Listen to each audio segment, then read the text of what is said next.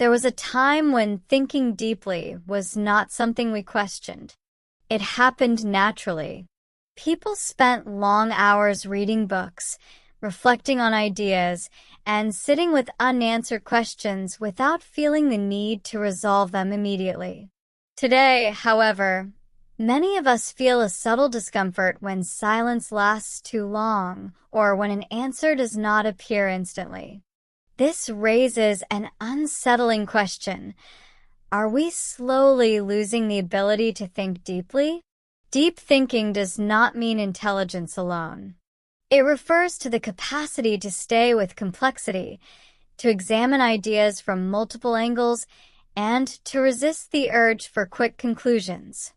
It requires patience, mental endurance, and emotional tolerance.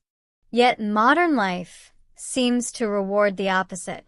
Speed, immediacy, and constant stimulation dominate our daily experience, shaping not only how we live, but also how we think. One of the most powerful forces influencing our thinking habits is technology. Smartphones, social media, and endless streams of content have trained our brains to expect instant gratification. Information arrives in short bursts, headlines, notifications, videos under 1 minute.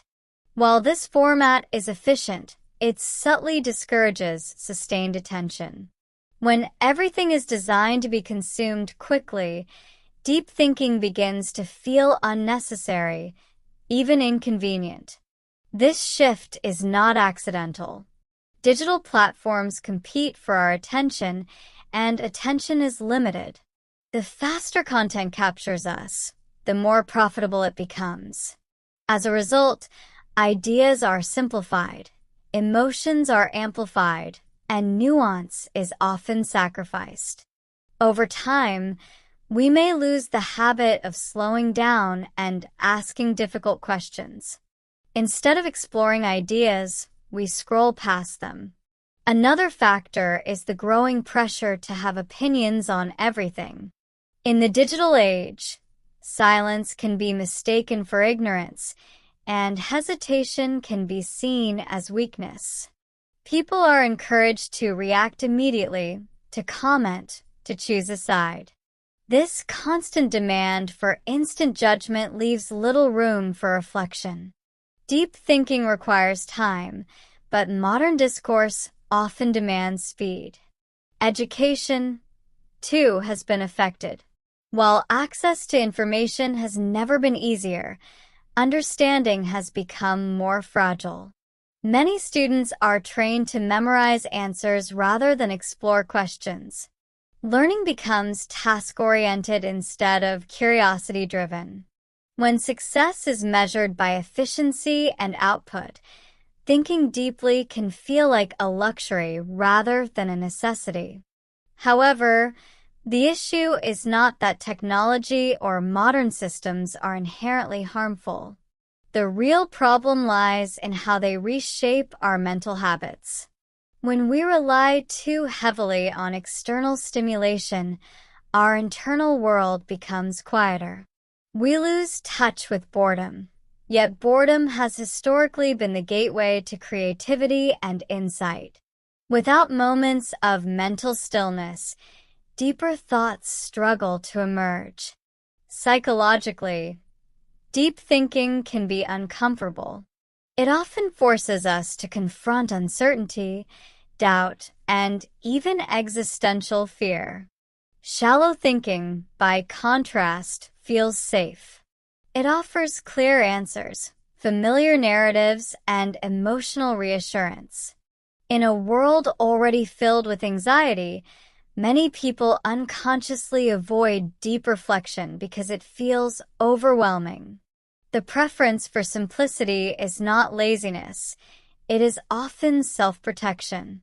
Yet avoiding deep thinking comes at a cost. When we stop examining ideas carefully, we become more vulnerable to manipulation. Oversimplified narratives are easier to accept, especially when they confirm what we already believe. Critical thinking weakens and polarization grows stronger. Instead of dialogue, we get conflict. Instead of understanding, we get noise. There is also a personal cost. Without deep thinking, self-awareness diminishes. Many people stay busy not because they are fulfilled, but because stillness would force them to face uncomfortable questions about meaning, identity, and direction. Constant distraction becomes a way to escape introspection. Over time, life can feel shallow, even if it appears full. However, it would be misleading to say that deep thinking is disappearing entirely. Rather, it is becoming rarer and more intentional. Those who still practice it must often do so against the current. They choose long books over short posts, silence over constant input, and reflection over reaction. Deep thinking is no longer automatic. It is a deliberate act. The good news is that the ability to think deeply is not lost. It is simply underused. Like a muscle, it weakens when neglected, but strengthens with practice. Small changes can make a significant difference. Setting aside time without devices, engaging with complex ideas, journaling, and asking open-ended questions all help rebuild depth of thought. Language plays a crucial role here. When we rely on simplified language, our thinking often follows the same pattern. Rich vocabulary allows us to express subtle distinctions, and those distinctions shape how we understand reality. This is why reading challenging material matters. It stretches not only our language skills, but also our mental capacity. Deep thinking also requires humility. It means accepting that some questions do not have immediate answers and that our current understanding may be incomplete. In a culture that values confidence and certainty, this attitude can feel uncomfortable.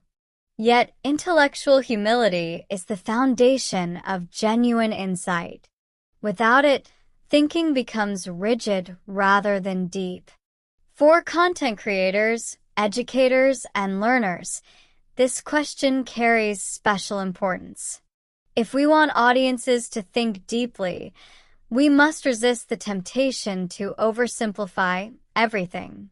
Engagement does not have to come from constant stimulation. It can come from resonance, from ideas that linger long after the video ends. Depth creates loyalty, not just clicks. Ultimately, the question is not whether the world is changing our thinking, but whether we are willing to protect it. Deep thinking has always required effort. What is new is the number of forces working against it. Choosing depth today is a quiet form of resistance. It is a decision to value understanding over speed, meaning over noise, and wisdom over convenience. So, are we losing the ability to think deeply? Perhaps not entirely, but we are at risk of forgetting how valuable it is. The challenge of our time is not to reject modern tools, but to use them without surrendering our inner life. Deep thinking may no longer be the default, but it can still be a choice. And for those who make that choice, the rewards are profound. Clarity, insight, and a richer experience of being human.